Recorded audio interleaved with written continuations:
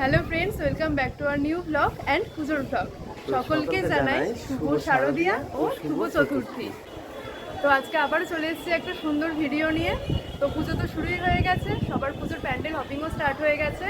আর আজকে আমাদের ডেস্টিনেশন হলো কল্যাণী। তো আজকে আমরা কল্যাণীটাই ঘুরবো ভেবেছি, যদিও পুরোটা হয়তো কভার করতে পারবো না, কারণ বাড়িতেও ফিরতে হবে, আবার রাত হয়ে যাবে। তো যতটা হয় আজকে দেখবো। তো এখন আমরা দাঁড়িয়ে আছি বিষ্ণুপ্রিয়া স্টেশনে, ব্রিজের উপর দাঁড়িয়ে আছি, কারণ এখানে তো ছায়া ছিল। তো 11:21 আমাদের ট্রেন, আমাদের আসতে একটু লেটও হয়ে গেছে। তো এখনই ট্রেন ঢুকবে। তো চলো পুরো ভিডিওটা দেখতে থাকো। এই যে এখন ট্রেন থেকে আমরা নামলাম, এই ত্রিবেণী স্টেশনে দাঁড়িয়ে আছি। এবার এখান থেকে টোটো ধরবো, টোটো ধরে তারপরে ITI মোড়ে যাবো।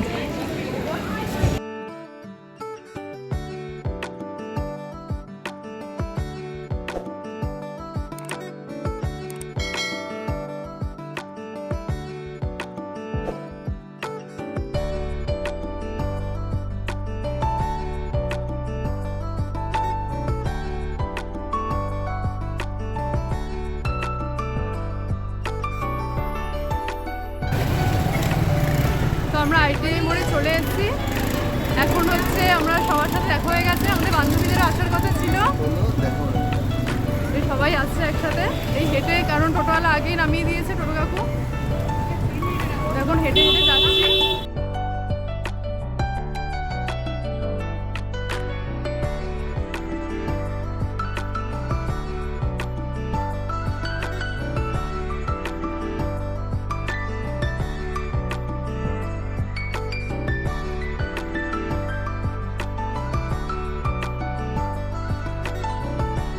তো অ্যাট লাস্ট আমরা পৌঁছেছি ITI মোড় লুমিনাস ক্লাবের সামনে।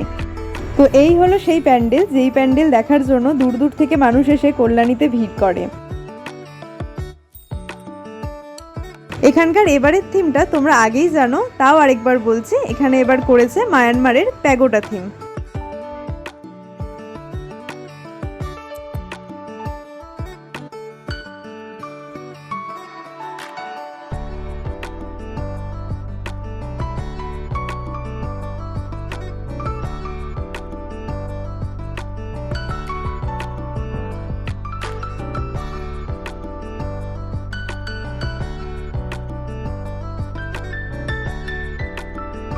আমরা সকালের দিকে এই প্যান্ডেলে এসেছি, তাই লাইন ছিল না, বাট ভালোই ভিড় ছিল।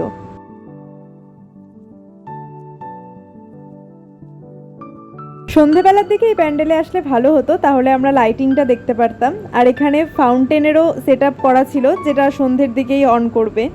তো এগুলো আমাদের মিস হয়ে গেছে, এগুলো আমরা দেখতে পারিনি, কারণ সন্ধ্যেতে আমরা যাইনি।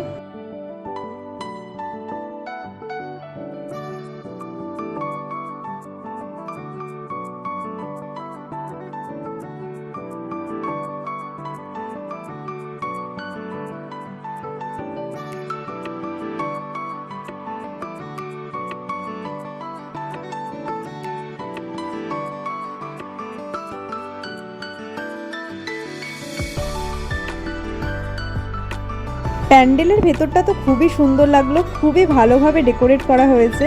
আর তোমরা দেখতেই পারছো, দেখো কত সুন্দরভাবে পাটকাঠি আর গাছের পাতা শুকিয়ে এখানকার কারুকার্য করা হয়েছে। এমনকি আমরা যে আইসক্রিম খাই, সে আইসক্রিমের কাঠি দিয়েও এখানে কাজ করা রয়েছে। ভিতরে লাইটিংটাও বেশ ভালোই ছিল, যদিও বাইরের লাইটিংটা আমরা দেখিনি, এটা আগেই বললাম। আর যেটুকু দেখেছি অল ওভার আমাদের কাছে প্যান্ডেলটা ভালোই লেগেছে। এবার বলি ঠাকুরের কথা। প্যান্ডেলের সাথে সাথে এখানকার ঠাকুরটিও খুবই সুন্দর হয়েছে। আর এবার এখানকার বিশেষ আকর্ষণ হলো মা দুর্গাকে সোনার গয়না দিয়ে সাজানো হয়েছে। এমনকি লক্ষ্মী, গণেশ, কার্তিক, সরস্বতী চারজনকেই খুব সুন্দরভাবে গয়না দিয়ে সাজানো হয়েছে।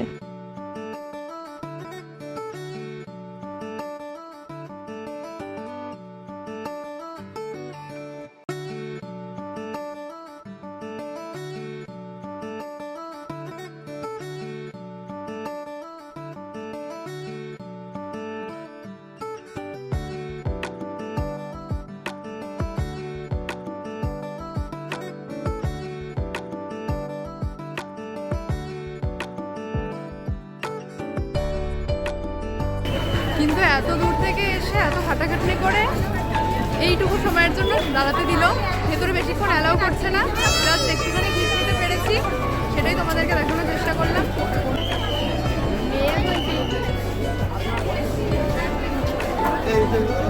আইটিআই প্যান্ডেলের বাইরে এখানে মেলা টাইপের বসেছে, এই যে নাগরদোলাও দেখা যাচ্ছে, আর এদিকে খাবার সব রেস্টুরেন্ট।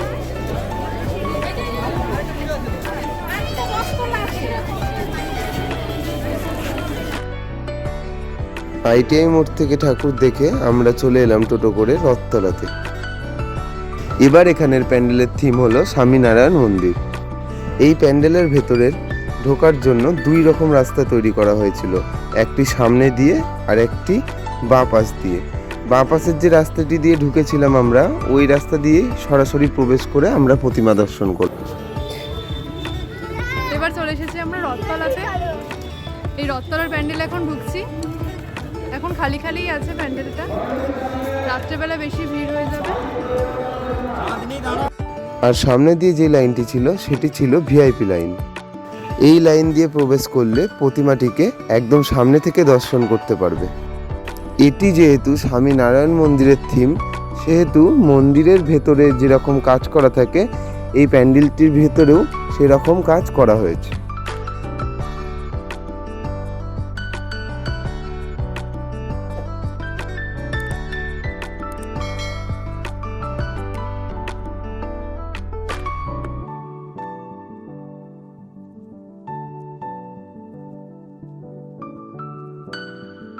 এখানকার প্রতিমাটিও খুব সুন্দর হয়েছে এবং রাজকীয়ভাবে সাজানো হয়েছে।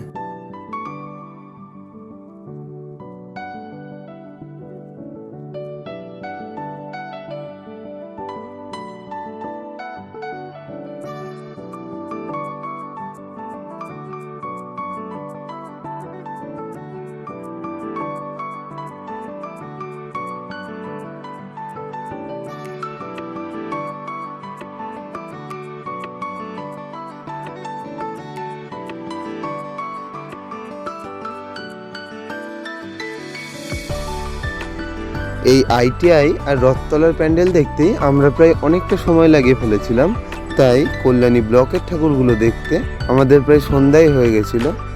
তো এবার আমরা চলে এসেছি কল্যাণী A9 স্কয়ার পার্কে। এখানকার প্যান্ডেলে আমরা রাতে এসেছিলাম, তাই এখানকার সব লাইটিংগুলোই আমরা দেখতে পেরেছি। তো এখানকার এবারের থিম হলো ময়ূরমহলের রাজবাড়ি। এখানকার প্যান্ডেলটি খুব সুন্দর ছিল, আর এই প্যান্ডেলের থিমের তুলনায় প্রতিমা একটু অর্ডিনারি ছিল।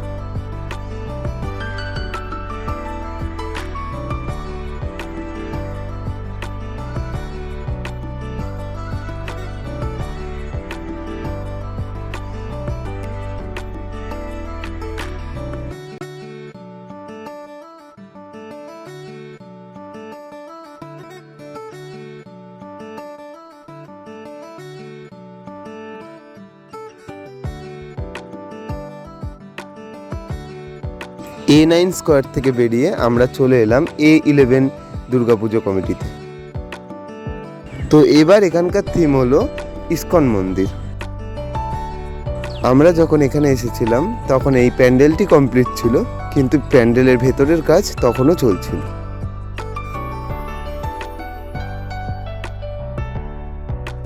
এখানকার প্রতিমাটি খুব সুন্দর ছিল, কিন্তু এখানকার প্রতিমাটির তখনও অস্ত্র পরানো হয়নি।